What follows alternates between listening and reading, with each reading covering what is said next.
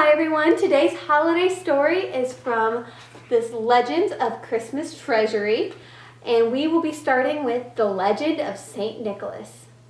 This story was written by Dandy Daly Mackle and illustrated by Richard Cowdery.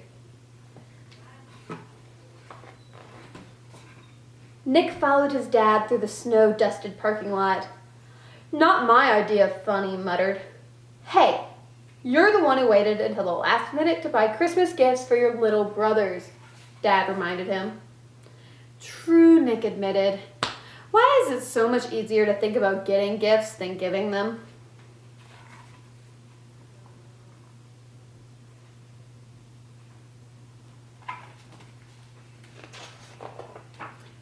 Nick spotted a skinny Santa, ringing a bell and collecting for the poor.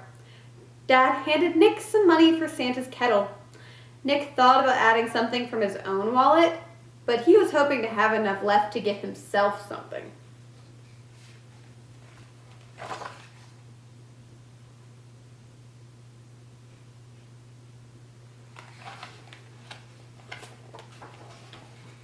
Once inside the crowded store, Nick smelled hot dogs and popcorn. Scratchy Christmas music played overhead. "You get your gifts, and I'll see to this list your mother gave me," Dad called, disappearing into the sea of shoppers. Nick headed to the toy aisle, but a baseball glove caught his eye. A few minutes later, he heard a deep voice calling his name.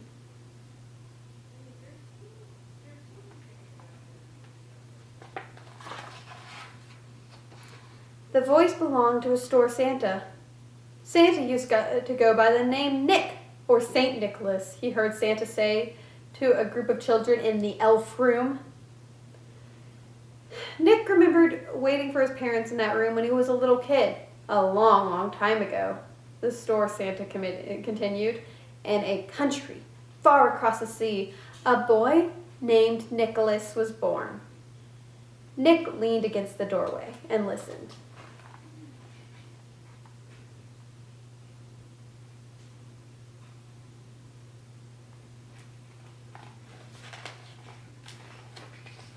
Nicholas's parents were very rich. They traveled all over the world with their son. When Nicholas was 8, they visited the beautiful gardens in the Far East. And Nicholas noticed the children begging for food. When Nicholas turned 10, his parents took him to the West. Nicholas couldn't sleep at night because he kept thinking about the longing eyes of the children in the streets. Children who had certainly never owned a toy.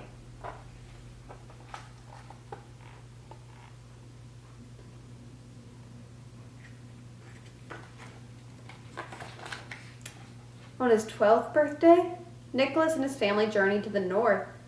Nicholas waved to the children playing in the snow. "Why aren't they wearing coats and hats?" he asked. His parents exchanged sad looks. "They probably don't own coats and hats, Nicholas," his father said.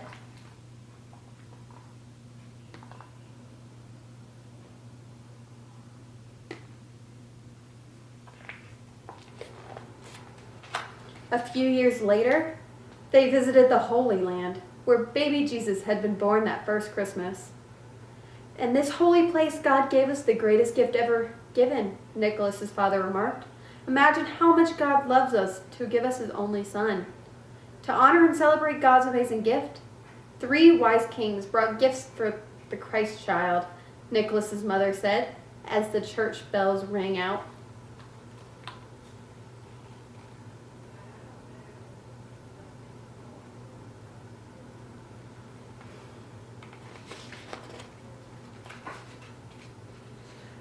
Not long after they returned home, Nicholas's parents died.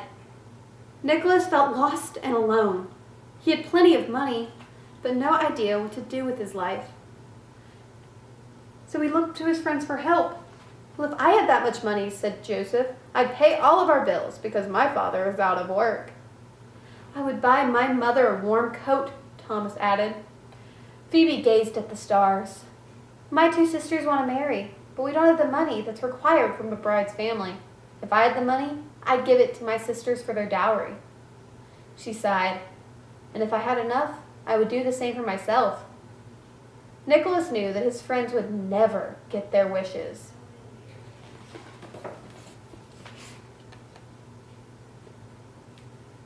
Unless that night, Nicholas talked things over with God. "Father, could this be the work you have for me?" As if in answer, the church bells rang. Nicholas remembered that his mother had said about the wise kings bringing gifts to baby Jesus, and he thought of what his father said about Jesus being the greatest gift. And what better time to give gifts than on Jesus' birthday?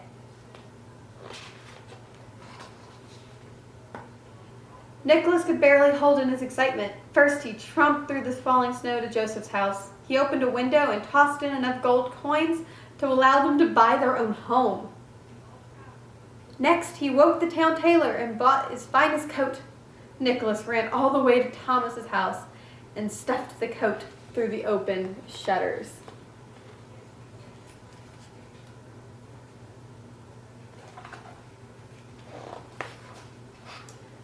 Nicholas's last stop was Phoebe's house. He tied coins into 3 bags for 3 dowries and searched for an open window. He was about to give up when he looked to the heavens and prayed for God's guidance. That's when he thought of the chimney.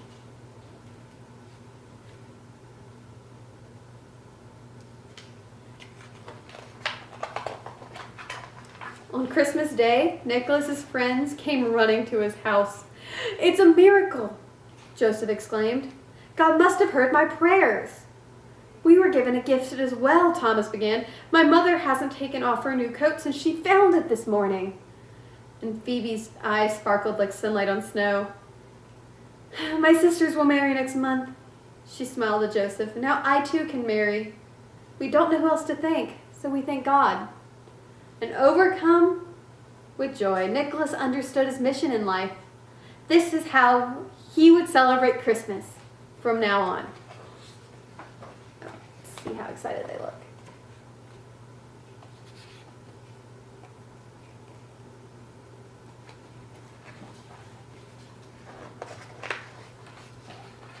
When the story ended, Nick shook himself.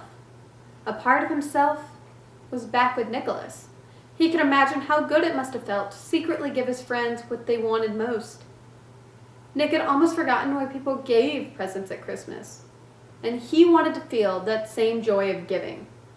"Nick, time to go." Dad walked up, his arms full of shopping bags. "We can't go yet, Dad."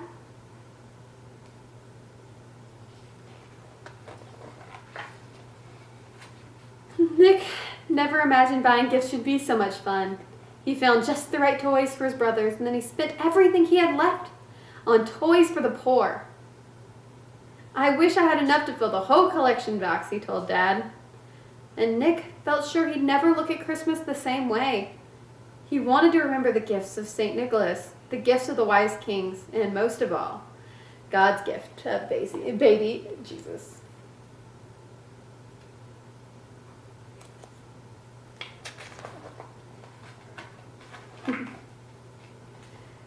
And that is the end of the Legend of St. Nicholas. And I like this book because at the end it has a Traditions of Christmas Giving page about St. Nicholas. So there are many legends and traditions connected to our modern Santa Claus.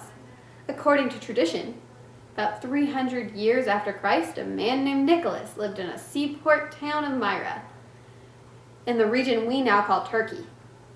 He is believed to have become the Bishop of Myra and was later called St. Nicholas. Nicholas was known as a friend to the poor and helpless, and he is who this story was about. The original St. Nicholas. And there's also a Bible verse here. "Every good and perfect gift is from above, coming down from the Father of the heavenly lights, who does not change like shifting shadows." And that's James 1:17. I really hope y'all enjoyed the Legend of St. Nicholas, and I will see you all again soon. Bye, guys.